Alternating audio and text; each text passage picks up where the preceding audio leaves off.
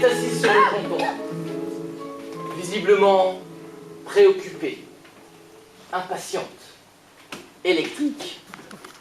On voit Gilda approcher, elle monte félinement sur le ponton et s'assied tout près d'Agnès. Elle l'ausculte, la dévisage, la renifle. Retient ces mots. Ciao. On est bien ici, tu ne trouves pas? Je ne t'ai encore jamais vu. Tu t'appelles comment? Moi, mon nom est Gilda, et je suis ravie de te rencontrer. Ciao. Moi, c'est Agnésée. Dis-moi, Agnésée, que fais-tu ici de si bon matin sur ce ponton? D'habitude, il n'y a jamais personne. Le ponton appartient à tout le monde et il n'y a pas d'heure pour venir ici. Tout de même, le soleil éclaire à peine les planches et il n'y a personne sur la plage. Comment as-tu fait pour être ici avant moi? Toi, tu viens du village. Moi, j'habite juste en face. Ça, c'est mon secret. Tu as des secrets à cacher, toi? Tu es là si raisonnable. Pas des secrets, un secret. Et on peut savoir quel genre de secret? De toute façon, maintenant que tu es sur le ponton, tu vas tout savoir dans les minutes qui viennent. Alors pas besoin d'attendre plus longtemps. Si tu savais le nombre de secrets que j'ai déjà partagés, moi, dans mon pays. C'est comme ça qu'on fait à Addis Abeba. La nuit, on attend que la lune se lève et on se réunit avec les gens qu'on aime bien, dans un endroit caché pour pouvoir se parler tranquillement. Sous les rayons de la lune, comme ici sous les rayons du soleil. Tiens, je vais t'en dire un, moi, de secret. Puisqu'on est là, toutes les deux, isolées au milieu de la mer. Dis tout de suite, dis tout de suite. Non, toi d'abord. En fait, j'ai un rendez-vous. Et ce serait sympa si, exceptionnellement, tu pouvais me laisser les pontons pour moi toute seule. Un rendez-vous ici? Oui, ici même à 7h. Un rendez-vous avec qui? Avec un garçon que je connais. Et il s'appelle comment, ce garçon que tu connais? Salvatore. Et tu es amoureuse de lui, Agnésée? Qui t'a dit cela? Il m'a juste donné rendez-vous au ponton à 7h, alors je suis venue. Et puis, de toute façon, tu en sais déjà bien assez, Gilda. Allez, c'est à ton tour. Dis-moi ton secret. Eh bien, moi, c'est un plus gros secret que le tien. Je suis venue ici cette nuit pour rêver d'amour. Et j'y reviens ce matin. Hier, en me promenant au village avec ma sœur Gina, je suis tombée amoureuse. Je n'ai pas honte de le crier fort. Amoureuse! Tu vois ce que je veux dire? Gina dit que ce n'est pas sérieux, qu'il faut se méfier des coups de foudre. Mais elle est toujours trop réservée. Et puis, de toute façon, ce garçon me plaît vraiment. Et crois-moi, je vais tout faire pour le séduire. Tout faire pour le séduire? Et comment vas-tu t'y prendre? Et d'abord, dis-moi à quoi il ressemble, parce que je dois forcément le connaître. Bien consciente de son pouvoir sur la jeune Sicilienne, dont elle perçoit d'ailleurs toute l'impatience et la maladresse, Gilda fait durer la devinette avec une jubilation presque sadique. Complètement captivée par la grâce et la souplesse de cette femme qui a pris les airs du serpent, Agnès goûte déjà le fruit qu'elle semble lui offrir sur un plateau. Si bien que, dans ce double jeu de séduction, ni l'une, ni l'autre, ne s'aperçoivent que Salvatore est en train de nager dans leur direction. Alors, l'élu de mon cœur habite à Torremuzza. Il a entre 17 et 19 ans. Je crois qu'il aime le café. Il porte des lunettes de soleil, la chemise ouverte sur un torse poilu et un bijou sur le pectoral. Ce bijou représente son signe zodiacal. Je sais déjà qu'il est du lion. Il était accompagné de 3 copains, pas du tout du même genre que lui. Chacun avec une serviette sur l'épaule et un air de macho. C'est Salvatore, Gilda. Salvatore, dommage, ça ne va pas comme prénom. Non, voilà Salvatore, Gilda. C'est Gigi. C'est Gigi dont tu es amoureuse, Gilda. Il s'appelle Gigi, oh mon Dieu, c'est Gigi. Très bien, alors je ne vais pas vous déranger plus longtemps. Bonne chance, Agnésée, passe un bon moment. Ciao, Salvatore. Ciao ragazzi. En même temps que l'impatience, la jalousie s'est invitée au ponton.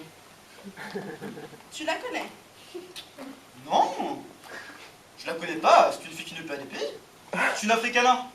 Pourtant, elle a bien l'air de vous connaître. Tu dis qu'elle nous connaît, qui ça nous?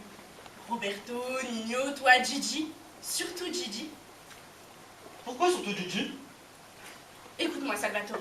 Tu m'as donné rendez-vous à 7h précise. J'ai fait l'effort. Il est 7h15 et tu as pris d'un quart d'heure de retard. Alors, arrêtons de parler de cette fille, s'il te plaît.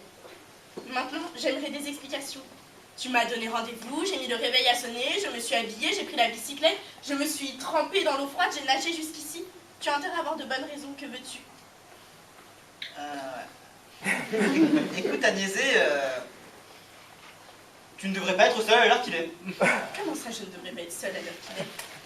Gigi, Roberto, Nino et moi, nous vous avons donné rendez-vous à toi et aussi à notre fille à 7 heures. On s'est dit que c'était sympa au cœur de l'été de tous nous réunir là. Apparemment, à part cet africanard, tout le monde est encore bien endormi. Tous nous réunir? Et pourquoi faire? Pour rien. Pour discuter. Pour discuter sur un ponton à 7 heures du matin. Vous avez vraiment une drôle d'idée tous les quatre. Ne te moque pas, Agnésé. De toute façon, tu vois bien que rien ne se passe comme prévu. Ça, pas besoin d'être devin, j'aurais pu te le dire à l'avance. Ça commence plutôt mal, non? Mais Agnès est contrariée. Agnès est contrariée parce qu'elle n'est pas en humeur de séduire. Mais contrariée parce qu'elle aimerait tout de même séduire. Elle repense à la phrase sibylline de l'africaine. Je vais tout faire pour le séduire. Alors elle réussit à prendre un air faussement détaché. Moi, ces planches ont le mérite de jeter le grand jour sur la vérité de chacun. Mais elle bout de l'intérieur. Serait-ce l'effet marmite annoncé par le cuisinier Salvatore? Pour commencer, Salvatore, tu apprendras que c'est une loi naturelle chez les filles de Sicile. Elles n'aiment pas se mouiller, au propre comme au figuré. Par conséquent, et les garçons siciliens, d'ailleurs, ne valent pas mieux, tout en toque, en ressort, en artifice, en bout de ficelle, des pantins sans intérêt. Donc c'est mort, plus personne ne viendra plus. Ni fille, ni garçon, tu peux en être sûr. Et c'est là que l'inexpérimenté Salvatore a une intuition géniale. On dirait qu'il a fait ça toute sa vie et qu'il connaît déjà bien la tambouille. L'africana, elle au moins, elle était là. Dommage qu'elle ne nous a pas resté. J'avoue qu'elle nous a tout de suite tous attirés, cette Gilda. Il se relève, l'air dégagé, fait quelques pas comme pour assurer son espace de cuisine. Agnès rougit et déjà prise au vif.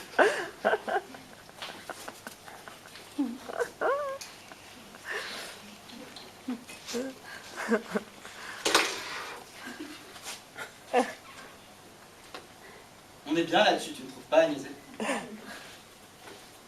On a l'impression d'être sur une scène de théâtre. Sur le balcon de Roméo et Juliette. Tu te souviens, Salvatore? Tu imagines ce que tu veux. Tu fais ton cinéma. Et si par hasard, il y a une fille sur le ponton, tu la fais entrer dans ton jeu. Tu lui donnes la réplique. Génial. Toi, tu es déjà monté sur le balcon. Et ton balcon a vue sur mer. Alors regarde vers le large, Agnésé.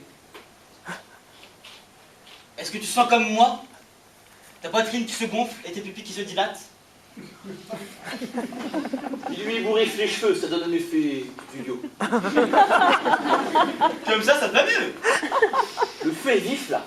Reste plus qu'à saisir la viande. Agnésé, ces cheveux dans tes yeux, ça te donne un air sauvage. À tout faire craquer. Embarquons-nous tous les deux. Tes cheveux se soulèvent. Ta bouche est humide.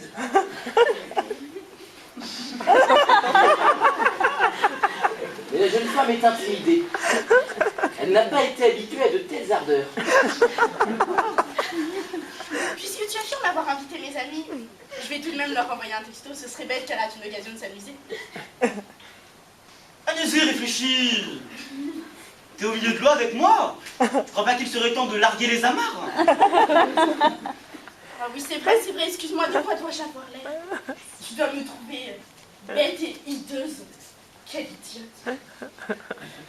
Mon rimel a sûrement coulé, je me suis maquillée sans penser que j'allais nager. Quelle heure est-il?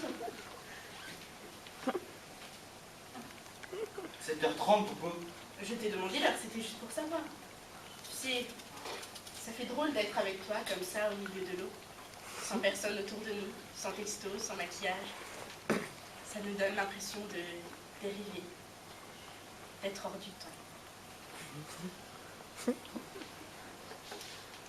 Et Gigi, et l'Africana, je veux dire cette Gilda, elle avait pourtant bien l'air de l'attendre. Oui. J'ai dit de venir lui aussi. Il a dû renoncer au dernier moment. Peut-être qu'il avait peur de sauter à l'eau. Peut-être qu'il fait partie de ceux que tu appelles des girouettes. Mais toi, tu as été plus courageuse que tous les autres. C'est chaud là, non? C'est même très très très chaud. Reste plus qu'à porter l'estocade, le couteau de cuisine.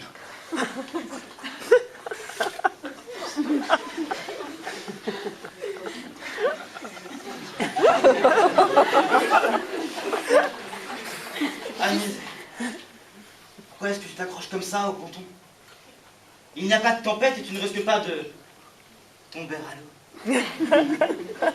Sauf si je te bouscule un peu. C'est vrai. Je ne m'en étais même pas aperçue.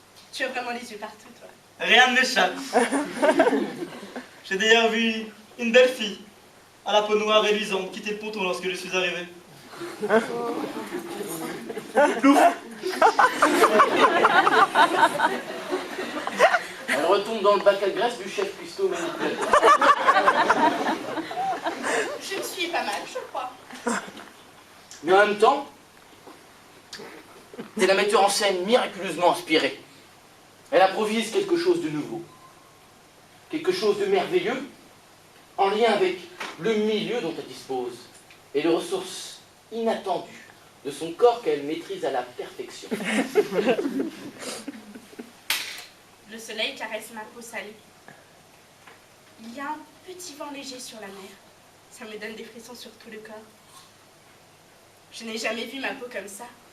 Il y a la chair de poule sous les petits poils hérissés et mon sang qui bat sous ma peau. Et mon esprit qui s'envole en même temps que mon cœur. Wouh!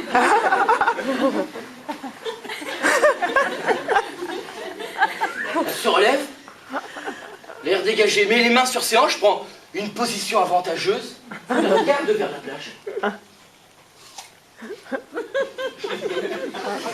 Salvatore, m'as-tu déjà bien regardé?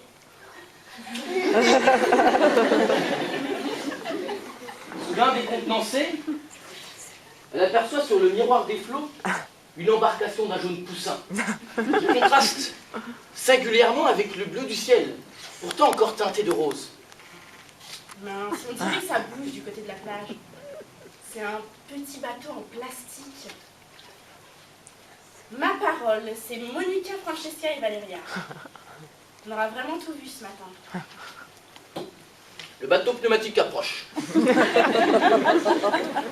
Beaucoup de bruit et d'agitation à bord. Agnès va bouder dans un coin. Bonjour l'intimité. Ciao Agnese, ciao Salvatore, Ciao. Ciao.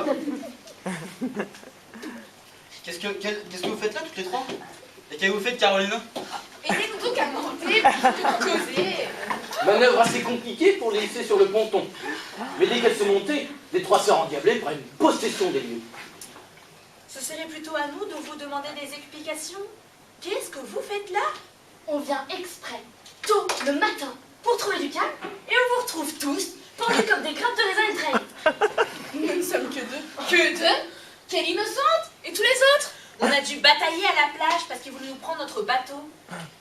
Ah, ces jeunes, tous des paresseux. Quand on va à la plage et qu'on n'est même pas capable de se mouiller le doigt de pied, on reste chez soi. Tous paresseux et tous vicieux. Figurez-vous qu'on a aussi surpris Gigi en train de faire les yeux doux à l'africana. Les yeux doux à la guicheuse. Les yeux doux à l'étrangère. Les yeux doux à l'indécente. Allez savoir ce qu'ils sont en train de tramer en ce moment. C'est honteux, ils se connaissent à peine. Ils ne se sont jamais vus. Et pourtant, Titi, moi je le connais. Il est pas du genre à se laisser séduire par la première qui peut. C'est pas naturel. Vous voulez mon avis? Ils ont des gris-gris et des dents sauvages en Afrique. C'est qu'elle sait y faire, l'animal. La crise passée, les trois sœurs reviennent à un souci plus égoïste. Et maintenant, vous devriez aller porter secours à Gigi. Et laissez-nous le ponton. On le vous laisse bien assez dans la journée tout de même. Les jeunes, ils en veulent toujours plus. Place aux anciens. La terre appartient à tout le monde. Allez, on va finir par se marcher dessus dans cet espace réduit. Quand revient la canicule, nous, les vieux, on a besoin de respirer. C'est un acquis social. C'est un acquis social. C'est un acquis social. Gigi et l'Africana ensemble. Ensemble, rien que tous les deux. Une fille d'Afrique avec un garçon du pays. Mais comment a-t-elle fait? Bien vite, Salvatore, retournons sur la plage, j'ai envie de savoir. Je plonge. Il faut qu'on aille voir ça. Plonge avec moi, Agnese. Je crois que tu m'as fait venir ce matin.